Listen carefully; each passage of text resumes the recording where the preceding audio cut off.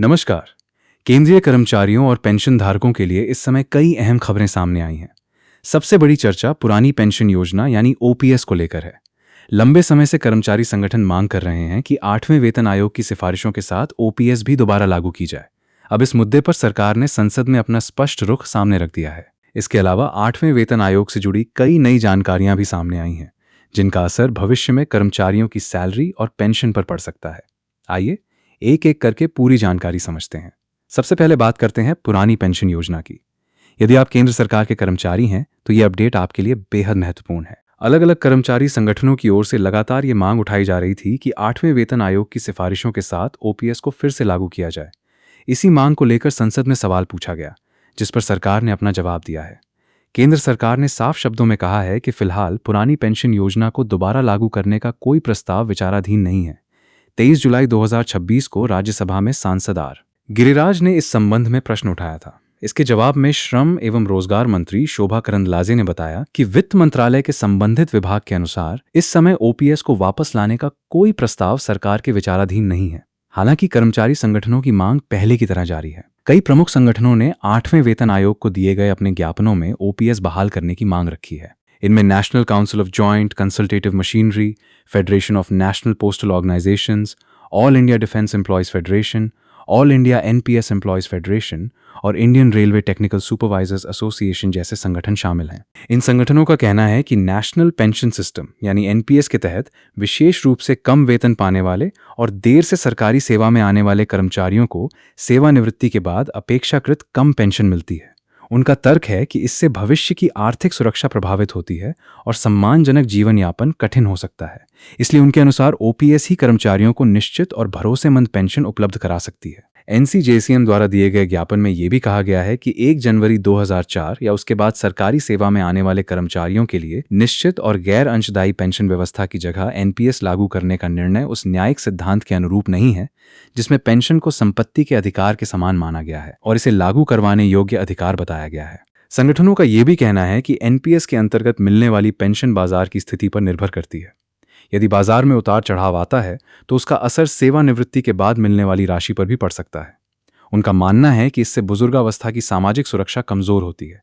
इसी बीच unified pension scheme यानी UPS को लेकर भी सवाल उठाए गए हैं। कर्मचारी संगठनों का दावा है कि सरकार ने इसे एनपीएस और ओपीएस के मिश्रित मॉडल के रूप में पेश किया था, लेकिन कर्मचारियों के बीच इसे अपेक्षित समर्थन नहीं मिल पाया। गौरतलब है कि केंद्र सरकार ने 1 जनवरी 2004 से केंद्रीय कर्मचारियों के लिए एनपीएस लागू किया था। इसके बाद अधिकांश राज्यों ने भी यही व्यवस्था अपनाई। हालांकि बाद में कुछ राज्यों ने फिर से पुरानी पेंशन योजना लागू करने का फैसला किया। अब बात करते हैं 8वें वेतन आयोग से जुड़ी नई प्रगति की। केंद्रीय कर्मचारियों और पेंशन धारकों को उम्मीद है कि इस आयोग की सिफारिशों के बाद वेतन और पेंशन दोनों में बड़ा बदलाव देखने को मिल सकता है। न्यायमूर्ति रंजना प्रकाश देसाई की अध्यक्षता में गठित 8वें वेतन आयोग का गठन 3 नवंबर 2025 को किया गया था। आयोग को अपनी सिफारिशें तैयार करने के लिए 18 महीने का समय दिया गया है और फिलहाल ये विभिन्न पक्षों से सुझाव लेने की प्रक्रिया के महत्वपूर्ण चरण में पहुंच चुका है। आयोग की आधिकारिक वेबसाइट पर हाल ही में कई महत्वपूर्ण अपडेट साझा किए गए हैं। आइए इन्हें क्रमवार समझते हैं। पहला अपडेट पुदुचेरी दौरे से जुड़ा है। आयोग 9 सितंबर 2026 को पुदुचेरी का दौरा करेगा। कर्मचारी संगठन और अन्य संबंधित पक्ष 18 अगस्त तक अपना पंजीकरण कराकर आयोग के सामने सीधे अपने सुझाव रख सकेंगे। दूसरा अपडेट चेन्नई बैठक को लेकर है। आयोग 7 और 8 सितंबर 2026 को चेन्नई में विभिन्न पक्षों से विचार विमर्श करेगा। यहां भी सुझाव देने के लिए पंजीकरण की अंतिम तिथि 18 अगस्त निर्धारित की गई है। तीसरा अपडेट दिल्ली में होने वाली बैठकों का है। केंद्रीय सरकारी विभागों, कर्मचारी, यूनियनों और विभिन्न एसोसिएशनों के प्रतिनिधियों के साथ 7 और 10 अगस्त 2026 को विशेष चर्चा प्रस्तावित की गई है। इसके लिए आवेदन की अंतिम तिथि 31 जुलाई थी। चौथा महत्वपूर्ण बिंदु ज्ञापन जमा करने की समय सीमा से जुड़ा है। कर्मचारी संगठनों और पेंशन धारकों को अपनी सिफारिशें और ज्ञापन प्रस्तुत करने के लिए 15 जून 2026 तक अतिरिक्त समय दिया गया था। पांचवां अपडेट कोलकाता बैठक का है। आयोग ने अंतिम रिपोर्ट तैयार करने से पहले क्षेत्रीय स्तर पर सुझाव और फीडबैक प्राप्त करने के उद्देश्य से कोलकाता का भी दौरा किया है। अब सवाल यह है कि नई वेतन और पेंशन दरें कब लागू हो सकती हैं। मौजूदा जानकारी के अनुसार 8वां वेतन आयोग अपनी अंतिम रिपोर्ट मई या जून 2027 तक केंद्र सरकार को सौंप सकता है। इसके बाद यदि सरकार सिफारिशों को मंजूरी देती है तो संशोधित वेतन और पेंशन 1 जनवरी 2026 से प्रभावी मानी जा सकती है और उसी आधार पर एरियर भी तय किया जा सकता है।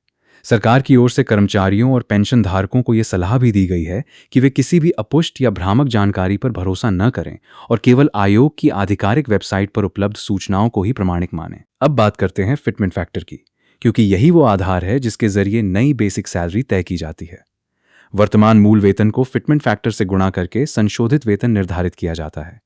7वें वेतन आयोग में फिटमेंट फैक्टर 2.57 रखा गया था। इसी के आधार पर न्यूनतम बेसिक सैलरी 7,000 रुपये से बढ़ाकर 18,000 रुपये की गई थी। इस बार कर्मचारी संगठनों ने इससे कहीं अधिक फिटमेंट फैक्टर की मांग की है। एनसीजेसीएम ने अपनी सिफारिश में 3.68 से लेकर 3.83 तक का फिटमेंट फैक्टर लागू करने की मांग उठाई है।